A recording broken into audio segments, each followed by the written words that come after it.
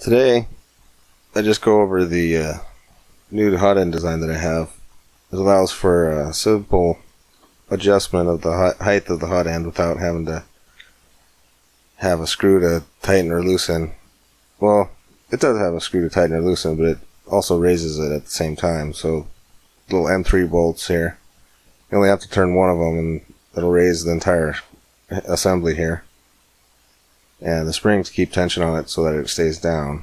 But if you do hit something with the nozzle, it'll bounce up. Other than that, it's fully adjustable. The hot end will raise up until the springs compress all the way.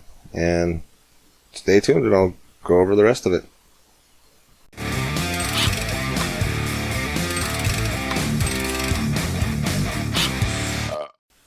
Hey everyone, this is Kevin with Inventomark. And today I'm not going to do a tutorial, I'm just going to go over the new hot end mounting system that I designed. And the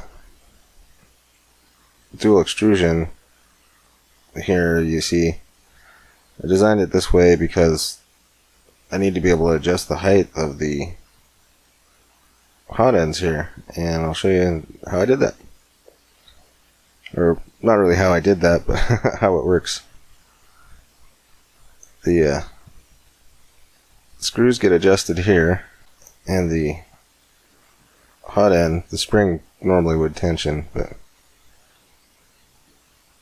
the hot end moves up and down like that, and these screws are M3, they're 40mm length,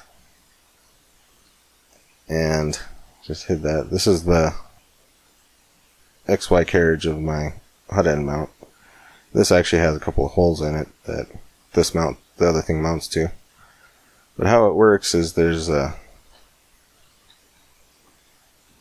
3 bearings. Actually, there's 6. There's one here and one here, here and here, and then 2 on the back.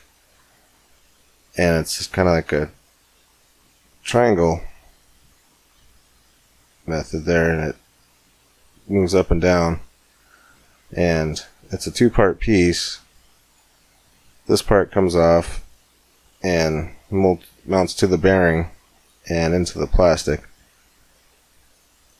The only problem with this is that the plastic will probably wear out over time. I haven't really figured out a way to get it to work really that well.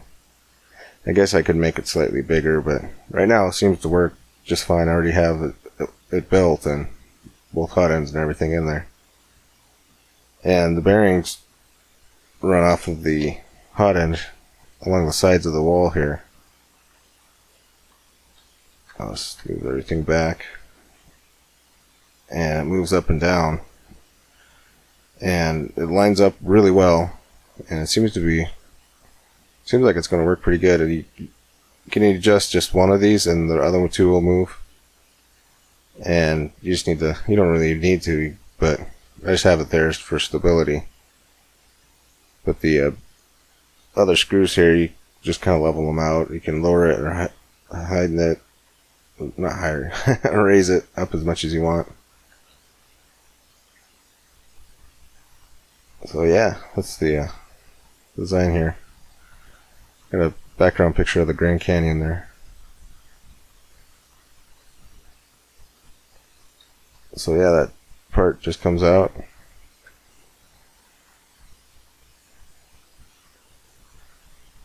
And the hot end just mounts in there. The only problem that I've had with it so far is getting the tube out of here. You have to undo the hot end. This whole thing, you just unscrew all of these and the whole thing will come out. Then you can get it out easier, but it's kind of tricky. Other than that, it seems to work. The only other issue I might possibly have is the airflow for this. I think if it's up there just a little bit, it might not affect it too much because it's on the upper end, but really needs it down on the lower end. But I might end up putting some sort of air ventilation because this panel and this one over here, there's actually no contact with that is all going on the bearings, like right here, and the back one. So the spring keeps it pushed down, and this just raises and lowers it, and it's held in by two little brass inserts that hold it steady.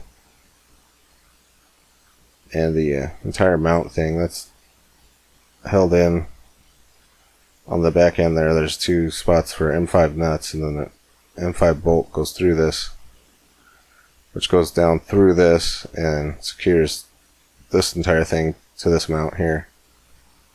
And so that makes it pretty stable.